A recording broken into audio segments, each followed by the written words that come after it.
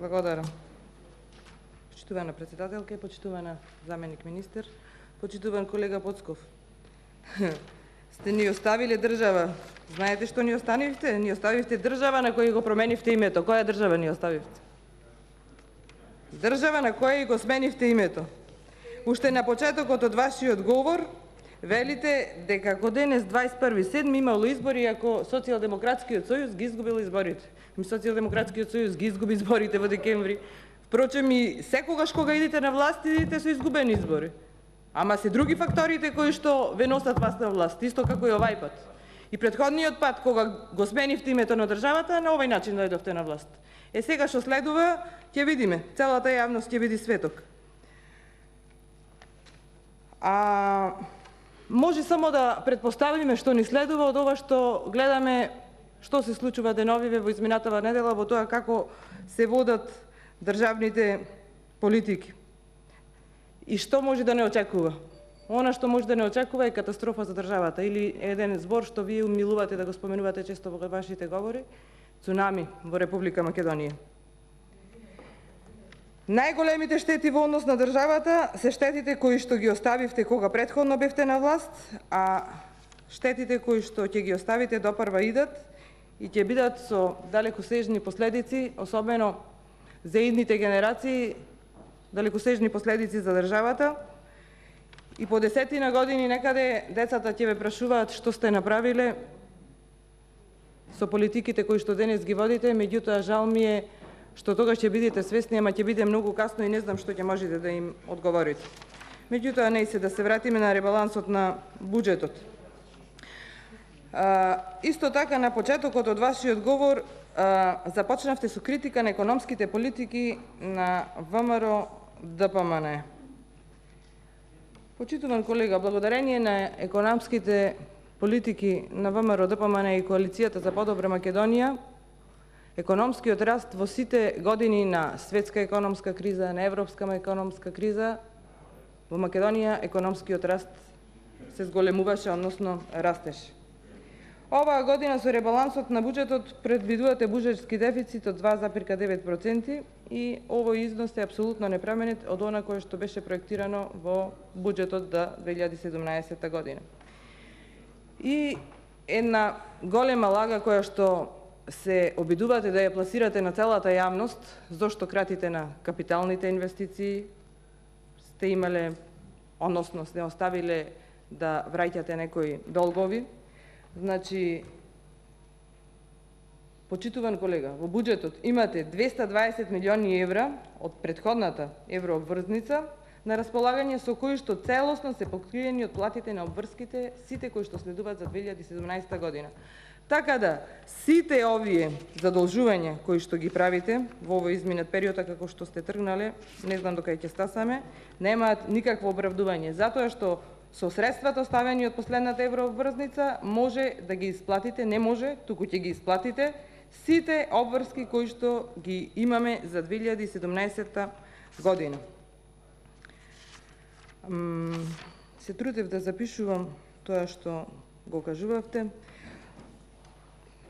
Така, одвоивте прилично време за да ги пофалите економските проекции на новиот министер за финансии. Почитуван колега, и на владата на Република Македонија, за какви економски проекции зборувате? Дали знаете дека во моментов вие немате распишано ниту една јавна набавка? Тоа значи дека не планирате отпочнување или продолжување на ниту еден проект, а камоли нов проект до крајот на оваа година. Нема во моментов ниту една јавна набавка. Во октомври ни следуваат локални избори. Во време на локални избори не смее да се распишуваат, не смее да се отпочнуваат нови проекти. И кој е заклучокот?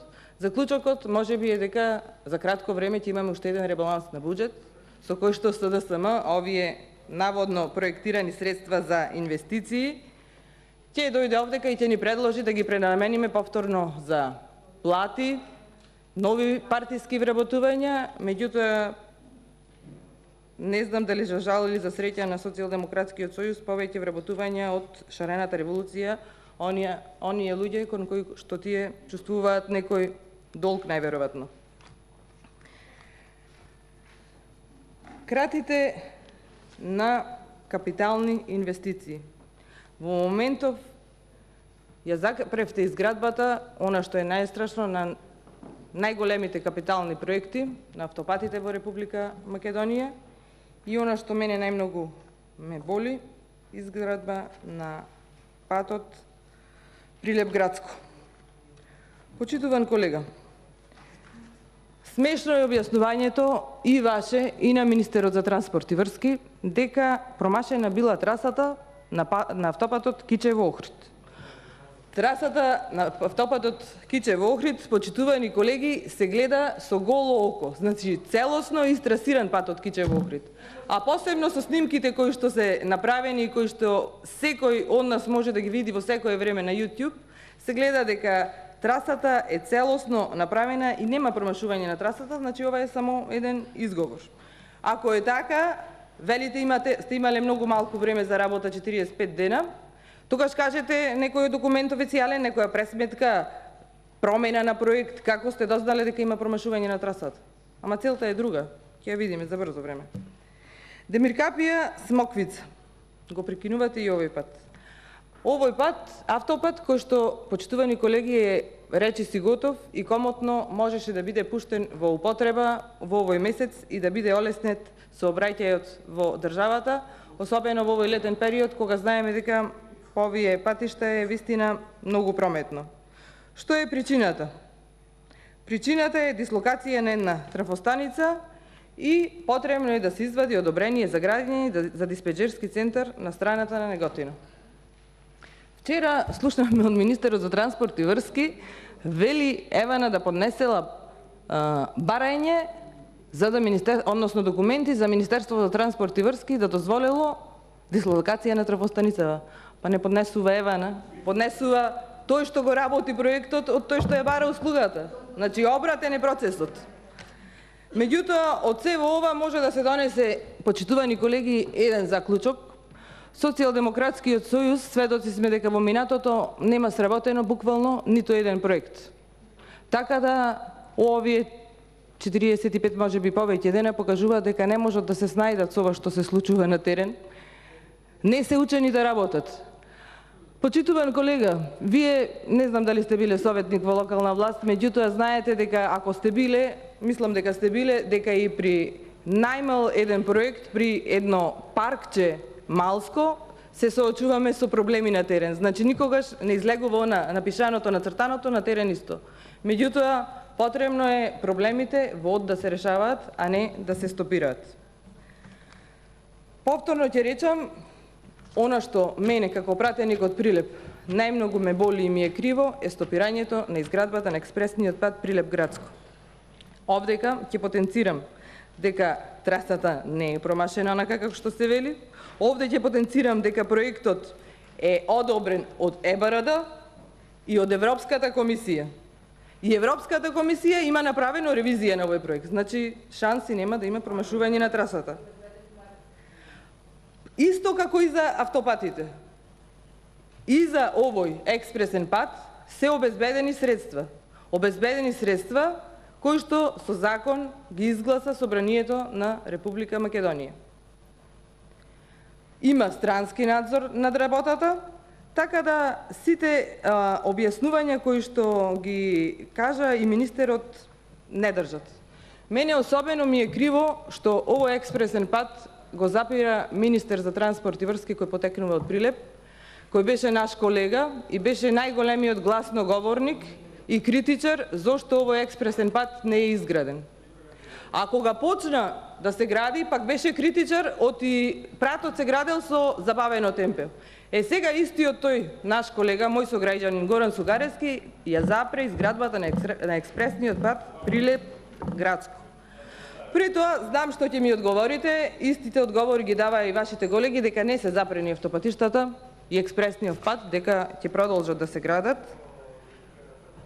Знаеме дека ќе продолжат да се градат. Ама знаете кога, почитувани колеги, ќе ги продолжат да ги градат Социјалдемократскиот сојуз? Не, Диме, ќе продолжат да ги градат тогаш кога ќе ги сменат подизведувачите. Тоа е целта. Социјалдемократскиот сојуз се научени кога се тие на власт, сие се тие да држат во други раце. Други луѓе не смеат да работат. Целта е сега да направат притисок на изведувачите, на странските фирми, за да луѓето не плаќаат пенали, а сигурно им прават закани со тоа дека ќе им ги активираат банкарските сметки, ако не стигнат навреме со изработка на овие проекти. Така да ќе продолжат со изградба во оние моменти кога ќе ги сменат подизведувачите, а тоа се фирми на луѓе од Социјалдемократскиот сојуз, и сметам дека сите многу добро ги знаете. Ќе се потсетите на овие зборови што ви ги кажувам тогаш кога ќе почнат да работат. Ќе биде тоа за некој месец. Почитуван колега, одвоивте време да зборните и за стечајците. При тоа, не знам, можеби овие автопатишта се запрени за изградба затоа што лидерот на Социјалдемократскиот сојуз изјави дека имало 20 автопати во Македонија, па не знаат средствава за кој од овие 20 припаѓа. Ама ќе се снајдеме. Кога зборуваме за стечајците, согласно проценките велите дека се работи за околу 3000 стечајци. Значи, точната бројка не ја знаете ни вие, меѓутоа еве да земиме 3000. Велите сте предвидени, не велите, туку гледаме во ребалансот на буџетот дека се предвидени 23 милиони денари. Добро е што се предвидени средства за стечајците, ама почитуван колега, редно е да се каже пред целата јавност дека со овие средства, ако се 23 милиони денари, а се 3000 стечајци, обештетувањето на стечајците ќе биде по 100 евро. Ете толкаво ќе биде обештетувањето на стечајците, кои што беа злоупотребивани во текот на сите кампањи на Социјалдемократскиот сојуз. Редно е луѓето да го знаат тоа. Обештетувањето ќе биде 100 евро. Ама исто така, важно е граѓаните на Република Македонија да знаат дека со овој ребаланс на буџет вие го прекинувате зголемувањето на пензиите. Вие го прекинувате зголемувањето на социјалната парична помош. И би сакала овдека да искоментирам еден факт, односно нешто што се забележува во овој период. Новата влада почетокот го дочека со штрајк во македонски железници и тоа е факт дека тоа е фирма со која што долги години ние имаме проблем. Исто така штрајк имаше и во Колска, меѓутоа, почитувани колеги, каков идеален начин најде новата влада да го реши овој проблем, замислете? Крати од капиталните инвестиции за да ги покрие платите на вработените во железница и во Колска. Ги релоцира средствата. Изум невиден. Не знам дали кој да било човек од улица да го сретниме, на овој начин би знаел да го реши проблемот. Дали проблемите се решаваат со кратење од капитални инвестиции и префрлање за плати? Добро е, ајде 2017 година на овој начин ќе ја поминете, ги кратите капиталните инвестиции, ги давате за плати за да имате социјален мир, отидат избори, ама што ќе биде во иднина? И во иднина така планирате, како што сте тргнале со тоа да нема ни една најавна набавка, да ги стопирате сите проекти, најверојатно ќе се трудите да ги префрлате сите средства само за плати на вработените во јавните предпријатија, во јавните институции и така натаму. И вие, како и јас, доаѓате од земјоделски крај и не знам зошто не го споменавте воопшто фактот што кратите 100 милиони денари помалку за финансиска поддршка за рурален раствој. Мислам дека ова е катастрофален потек на Министерството за финансии, односно на проекциите на новата влада. 100 милиони денари помалку, а почитувани граѓани, почитувана јавност, замислете, за прв пат се случува во Република Македонија, се кратат средства за земјоделците во Министерството за земјоделие, а пак ќе се финансираат невладини организации. Во Министерството за земјоделие ќе се финансираат невладини организации. Човек да се чуди што се случува. Мислам дека свесно, затоа што и вие не се сложувате со ова, не ги споменавте кратењата во образованието. Во образованието со ребалансот на буџетот се има скратено 1 милиарда 61 милион 483 илјади денари.